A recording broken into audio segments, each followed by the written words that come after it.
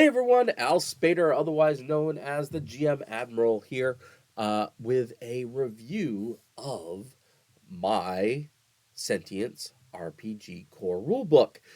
That's right, Jay Sedelius, who does the layout for the Yellow Hand, and he also does a lot of writing as well on his own, has put the finishing touches on the core rulebook, and we are now getting ready to upload this to our printer to see if we can get our proof copies sent back to us within a couple of weeks.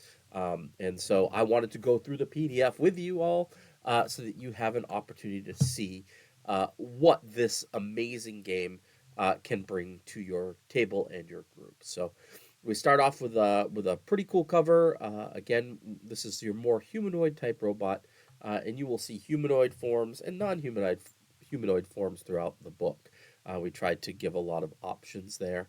And then our standard humanity left you behind, humanity is coming, your humanity is here. Let's start right here with our credits page.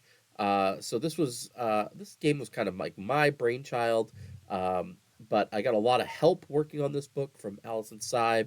She was my partner in crime, and I'll talk about the parts that she did. Aaron Paulier, Bill Barbado, Troy Mepians, and of course Jay helped as well. We had some editors this time through that did a great job finding little bits and pieces that we kind of got a little mixed up on and whatnot.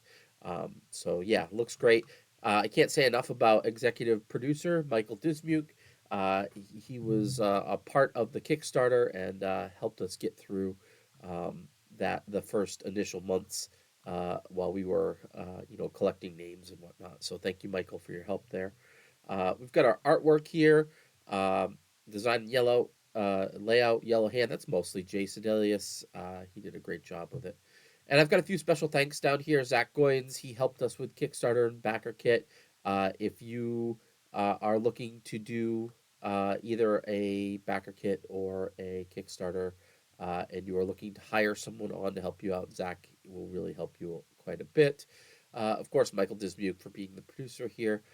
Jim Johnson, who is the line editor and project manager for Star Trek Adventures, he really encouraged me to put this whole project together. So he was the one that gave me my first break within the gaming industry.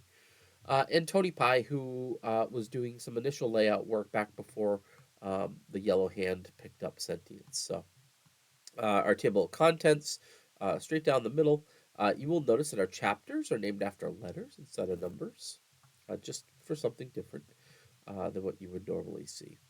Uh, got a forward here from the Healer DM, also known as Connor Self. I guess as of this weekend, it'll be Self Gonzalez. Yeah, because I believe he is getting married this weekend, or maybe it's next weekend. But Connor is a school counselor and does a lot of work in the gaming industry. He runs the D8 Summit Charities, which does a big gaming convention that is all for to benefit local food banks and things like that in the area. So Connor is an amazing person.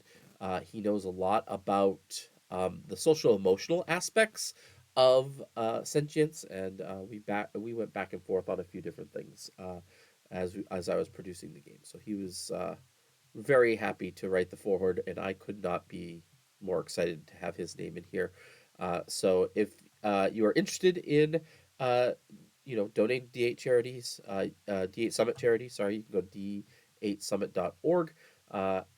And if you want to pick Connor's brain or hire him on for any work, his contact information is here. Give him a call and tell him I sent you.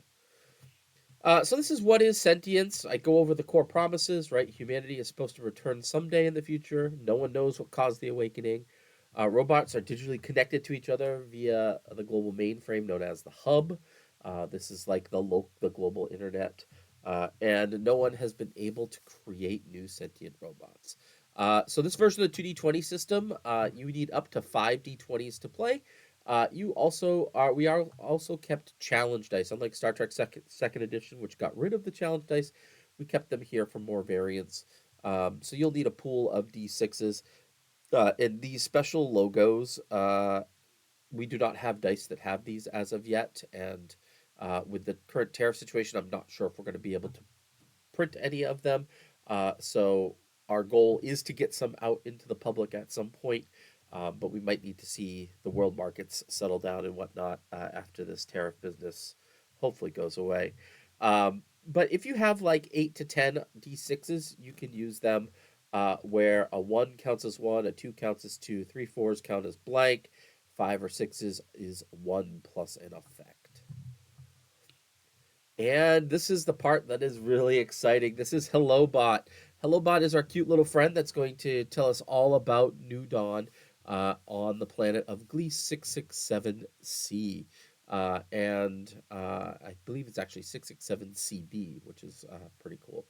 Um, and you'll learn more about why that is as you read through this. So he kind of guides us through they kind of guide us through um, what is how did New Dawn come to be? What was the timeline? And we this I brought in Aaron Pollier, who does Star Trek Adventures and has done a lot of BattleTech. And he's super sciencey. He's a trained, he's an astrophysicist. And so I thought I gave him the job of figuring out, okay, where are they going? Where are the robots going? Why is humanity going there? And then what happened for humanity to disappear? So we kind of came up with this concept of humans were actually on the same ship as all of these robots. They were just in stasis. And you can read more about that here, but it talks about what happens. Essentially, there was an anomalous navigation incident, which you can read more about once you pick up the book. And eventually the robots came to and started terraforming. Uh, and all the information is here for you, including an entire timeline of uh, as we talk about the BA, which is before awakening, and PA is post awakening, is what these kind of refer to. Um, so yeah, so we gave you a full timeline of when you can run your game. Um, Over here on the left and right, we have a physical representation of that timeline. But for the most part, we're within these 7 years post awakening. We do not put a date on when humanity is going to return, because we want to leave that kind of up to game masters to use as they are creating their own campaigns.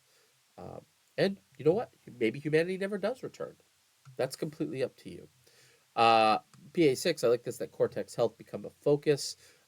This is where we start talking about like mental health and things like that. Then we get into New Dawn itself, and we go through the different locations. And so what you'll see is we'll zoom in on the map and show you where on the larger map this is happening. And then we'll talk about important places and characters at those regions. Excuse me. The map is gorgeous. We basically found a map of a giant crater, and Jay had this pack of really cool sci-fi kind of buildings that he put on here, and so we labeled a lot of stuff on here, but there's also a ton that doesn't have labels. We wanted again for GMs to kind of embrace that and make it their own. So like this structure over here, um, I this I don't know what it is. Who knows? I haven't written anything for it yet. And there's apparently a crashed ship over here somewhere, or one being worked on. Who knows? Um, anything that's blank, just make it your own. Make a cool story around it. Um, this housing that is under construction way on the outskirts of the city. Make it your own. Again, so we also get into narrative hooks for each location within New Dawn. So I think we have like a dozen or so locations. And so you look at the old lithium mine, and we've got important places within the mine, important NPCs there, narrative hooks for there, and so on and so forth. So lots and lots of stuff for GMs to sink their teeth into.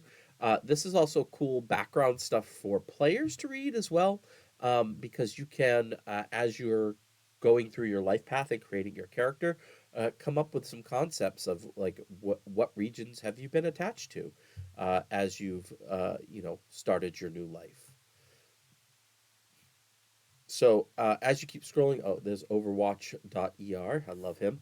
Uh, at one of the weather stations, which is right here. That's pretty cool. You'll notice a lot of these locations actually show up as locations in Chronicles of the Awakening, which is our adventure compendium, and we just kind of build them out here in the GM section here of, or I should say, the city section of the book. Then we get to our Gleese system. And let me tell you something, having Aaron Paulier on board to help with this was spectacular. I had him do literal napkin imagery to show me how the system works. Then we were able to get it here into the book. So this is the only page with a black background, but we felt like it was pertinent to show the system, the triple star system. It's not a trinary system; it's a triple star system. So stars A and B are orbiting each other, and then star C is orbiting the whole thing. So, like, if you're thinking of a trinary system, it would be three stars orbiting a central point. But this is called a triple star system, where one of the stars is orbiting two that are closer by. And of course, you as robots are out here, way out at Glee 667CB, which is this little blue dot out here. So um, that's pretty cool. And then we talk about, how do we name uh, the the planets and whatnot. And then I said, Aaron, have fun with this. Make up. So Aaron did a lot of the stuff for the Star Trek Adventures Shackleton Expanse book, and I said, let's do the same thing here. Like create some fun different things that are happening, like the asteroid belt. And what Aaron pointed out is that along the way, many of these different locations within the system would be great places to mine for materials to send back to the planet that is being terraformed. So he did integrated that in here as well. So the soap bubble, this is really cool. A great little concept. Aaron just being a little weird and unique in his description of different bodies within the Glee system. So uh, check this out. There's lots of cool stuff in here. And while technically robots haven't made it back to the stars yet, it doesn't mean that they can't in your game or that they won't in the near future. Um, and when you see what happens to humanity, you're going to find out, you know, why all of these things are pertinent. Um, and then, so I got it. Then I had Aaron write up Project Proteus, which is essentially what was the terraforming process. So, what do we take from what we know right now on Earth? How would we terraform planets? And so he went through step by step on how to do that. Talks about orbital structures, growing algae, solar reflectors, and things like that.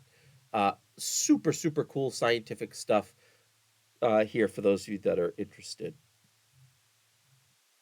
Then we get into Society of Robots. So this is the section that Allison Seib wrote. Um, I briefly write the introduction here, but then Allison, I said, just run with it. Talk about like what are we using robots for on Earth now? What might these robots look like in the future? And how might robot society reflect upon how humanity has treated robots through the years? So she did a great job here, getting into right here. Who are you? And we talk about our core programming and our emotions and mindfulness, and what does society look like? Who rules on the planet? Like that's a very interesting concept. Um, and what might family structures look like? And again, these are all just suggestions. Like your world doesn't have to follow this format. You can follow whatever format you want, but these are just some ways to kind of chat about during your session zero. What type of game do you want? We get into here about how robots are inherently gender neutral. Do robots have sexual relations and things like that? It's yeah, very pretty detailed and thorough here. Um, Allison also got in here the robotic laws from Asimov, and do they even apply here when your robot awakens, etc. So, really, really cool stuff here. What might faith and religion look like? What is some robots thinking about when humanity returns, etc.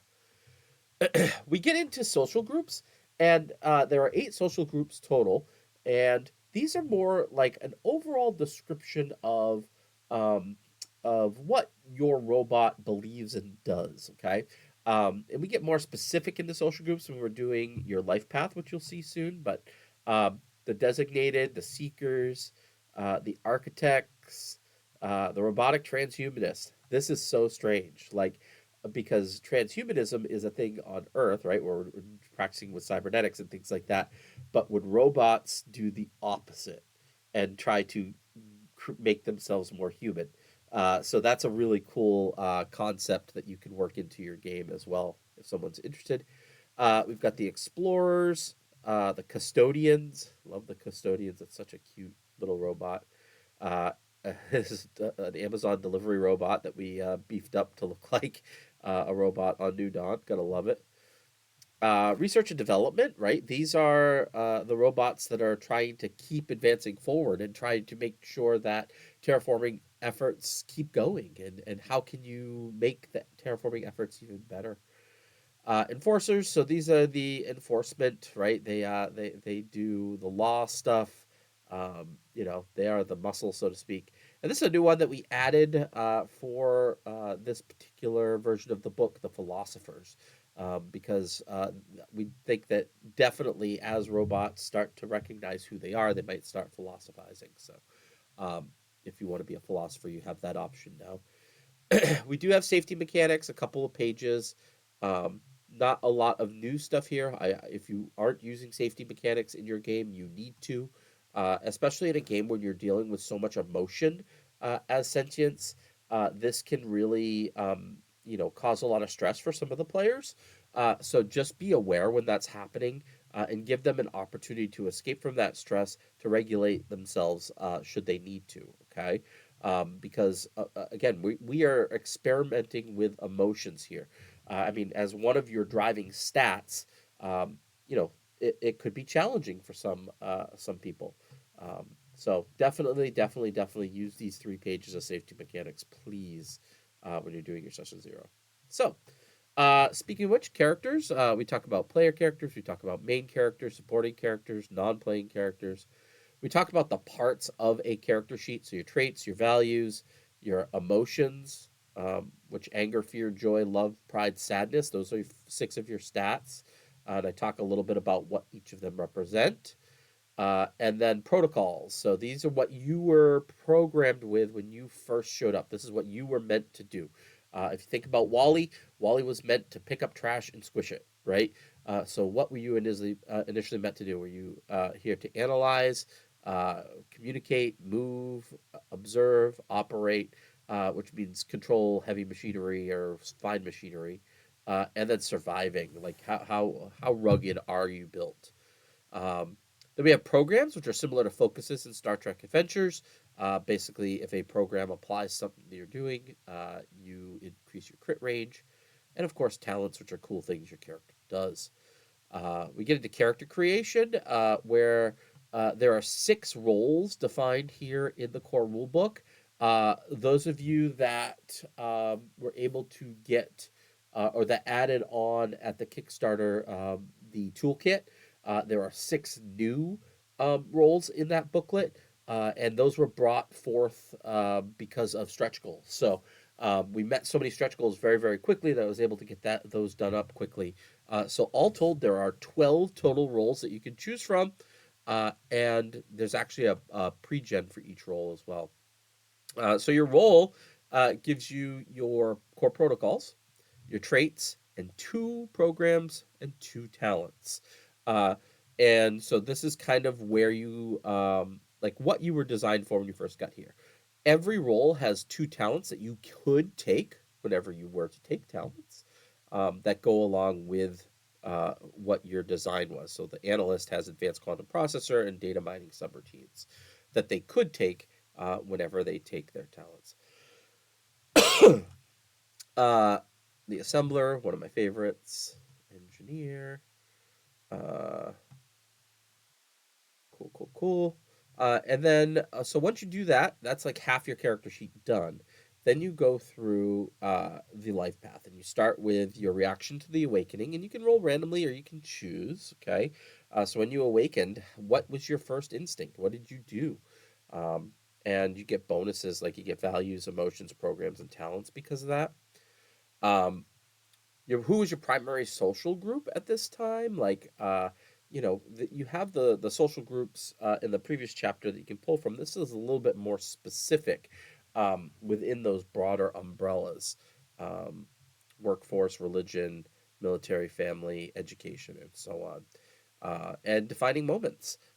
Defining moments. These I took straight from Star Trek Adventures because I really liked. I thought this really set us up. And what's cool is I gave questions here for you that are like, hey, how long were you friends? How did your friend die? Things to think about as you are doing your defining moment. Uh, then you have your emotion here uh, that you get and your programs that you install after that defining moment. Like, what did that defining moment do for you? And then the big one here is a value related to a death of a friend, right? Because these values are really what put you together and make you alive, so to speak. Then you get to finishing touches. Big thing here is starting equipment, single melee weapon, single range weapon. We'll look at that momentarily. A whole litany of talents here. I'm sure that there will be more to come, but there's plenty to choose from at this point. We get into advancement, which uses character points. Basically, did I learn something new about my character? If yes, one character point. Did I use four of my character's emotion in applicable ways? So I was worried that some people might just try to use one emotion all the way through, whichever emotion is highest on their stat. But now this encourages you to use all four. Because if you do, you basically get a character point to spend at some point. Uh, did I create, develop, or lose a connection with someone? Um, and then you can spend them on doing cool things for your character. So advancement's pretty cool. It's also on the front side of our GM director screen, which is kind of cool. Equipment, we have our weapon qualities, our weapon effects, and then we have our melee, ranged, heavy weapons. The heavy weapons are all ranged weapons too, by the way. Um, so plenty to choose from, but I kept them kind of broad for you to define them how you want. So like if you have a machete, that would be a chopper. If you had a scimitar, that would be a blade, like things like that. I was actually in my head thinking of the BattleBots TV show of different things that they could do. So I tried to keep that in here. And then your heavy weapons, you have to take the heavy weapon talent in order to get a heavy weapon. But they have some cool options with a lot of qualities and effects. And then cyber weapons. So cyber weapons, basically everyone has cyber weapons, and this is something that I'm going to dig deeper into with a future expansion. I think is just exactly how does cyber warfare work in the game, and so on and so forth. So I want to expand this a lot more. For now, um, if your communicating score is a 3, you basically know all of these cyber weapons. Okay, and you can use them if needed. So you have to be within close range of whoever it is you're targeting, and yeah, it could be pretty cool. It's an opposed task. Lastly, there are upgrades here. These are put onto different bits of equipment or onto your body, which gives you additional cool stuff on those particular weapons and whatnot. We get into the core rules. Basically, if you're familiar with with Star Trek Adventures, Fallout, Octoon Cthulhu, this kind of fuses those all together into a single system. So we do have reactions like you would see in Octoon Cthulhu, and then we do have values much like you have in Star Trek Adventures. So otherwise, the momentum threat works the same way as in all 2D20 games. So that is you start with 2d20 in your pool. You have a difficulty that you're trying to meet. Each die that rolls at or below the number that you need counts as a success. And if you get extra successes, it turns into momentum.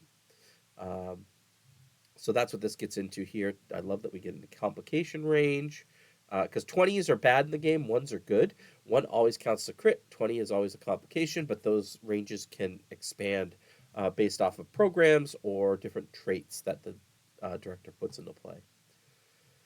This is how you can purchase more momentum or more dice with momentum and things like that, and how you can sacrifice values to do cool things. If you ever have 0 values, you are no longer a sentient being. So I go through here how to recover your values, and it takes time. You don't just do it overnight. Um, it needs to be meaningful. Different types of challenges, gated, time challenges, extended tasks, that type of stuff as well. We then get into combat. How does combat work? How does zones work? Basically, your weapons have an ideal range. Every zone beyond that ideal range that you are, it becomes difficulty +1 to hit, um, which is cool. I also get into cover, and we get into social engagements, and we get into chases and pursuit. This is a fun one. This is a really kind of advanced 2d20 rule that is it is cool, but it's a little bit challenging. So I do a really big example over here to help you understand it. You could also just do like opposed extended tasks if you wanted to, just opposed tests, however you want to do it. But this is a really cool system that Nathan Dowdell came up with. Um, so I recommend checking it out. Of course, social conflict, uh, and how do we convince people? How do we deceive people? How do we provide evidence? Things like that. Negotiations. This is new. This is the directing the game section. So this is a lot of stuff that I think that I started really considering when I was writing for the Game Master and Player's Guide for Star Trek Adventures, and I figured that the different types of people want different things out of games, and this is an explanation as to what those people might be seeking and why, right? Just because they want something different out of a game than us doesn't mean that they're bad. It just means they want something different. So when you're putting a group together, it's important to find that sweet spot and make sure everybody is at least willing to work with what people want to do within a game.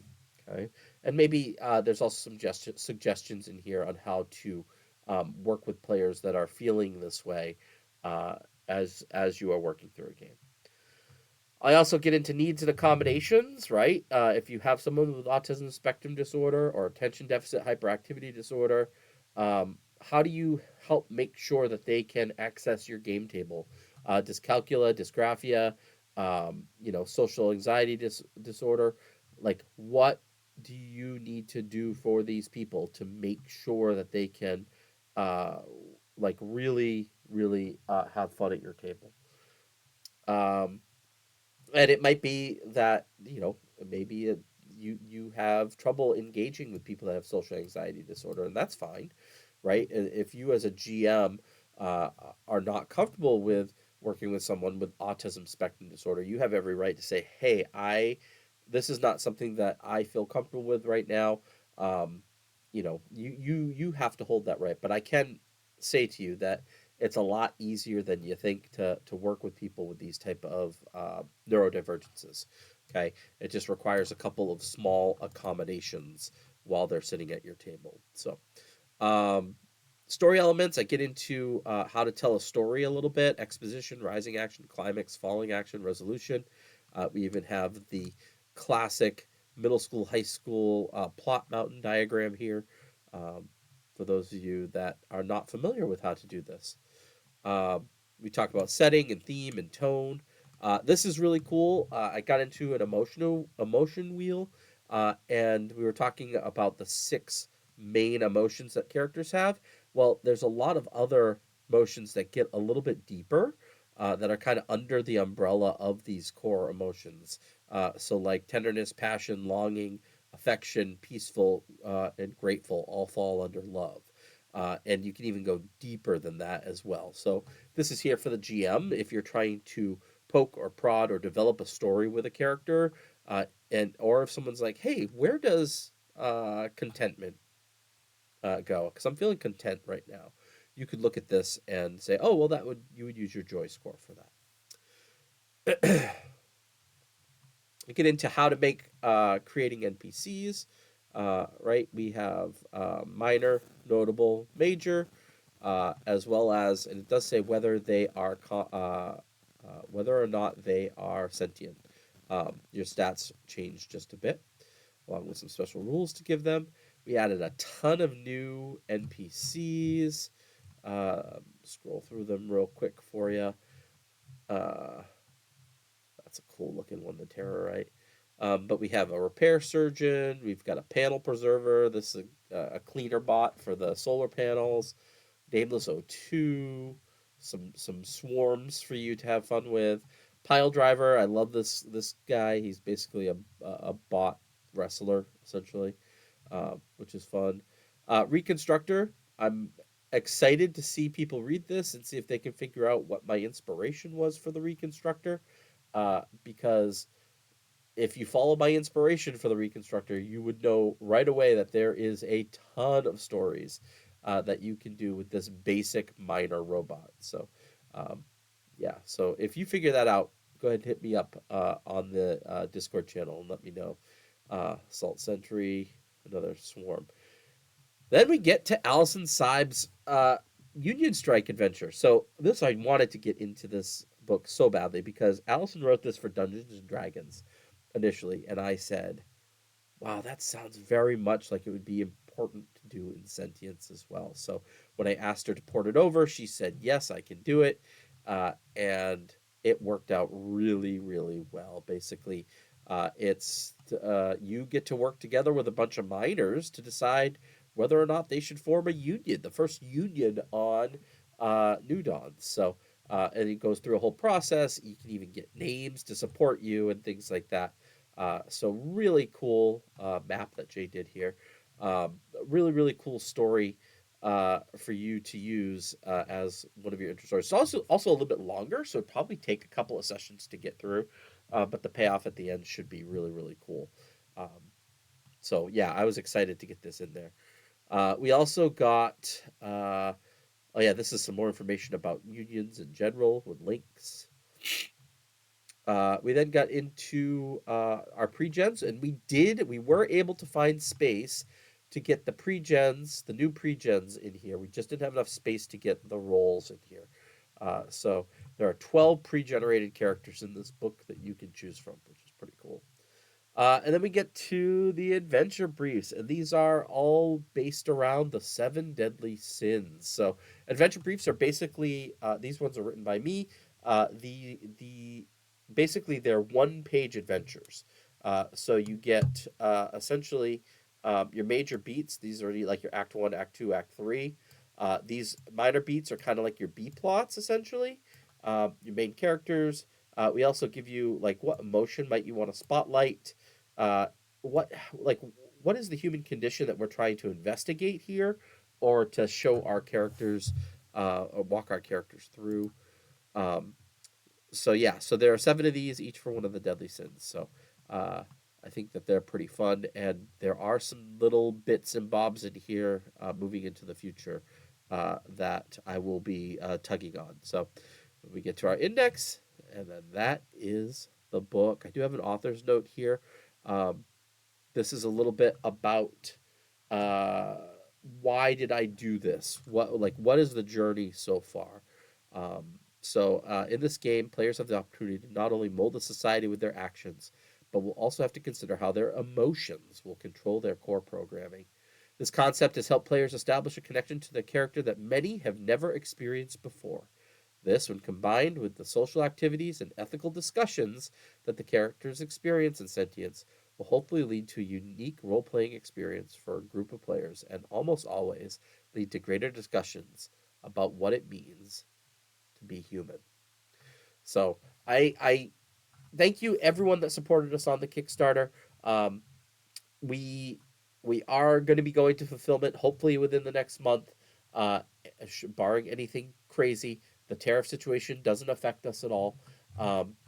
if you know anyone that did not get in on the Kickstarter, right here on the video, I do have a link. If you just go to sentiencerpg.com, it'll direct you right to our pre-order store. And basically, anyone who gets in on that pre-order store in the next 3 weeks will get shipped alongside our initial shipment of books. So it does have everything that's was from Sentience in the Sentience Kickstarter campaign in that pre-order store. There's also some other stuff that the Yellow Hand has done as well. A couple of my other books as well that you can add on if you wish. So, um, yeah, that's Sentience, the core rulebook. It's gorgeous. It feels so cool to see it like real.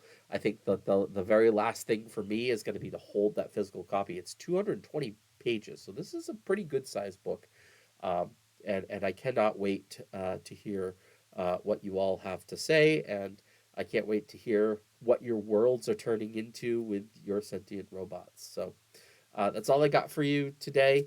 I am blessed and forever in everyone's debt for giving Sentience, the role playing game, a chance. Take care.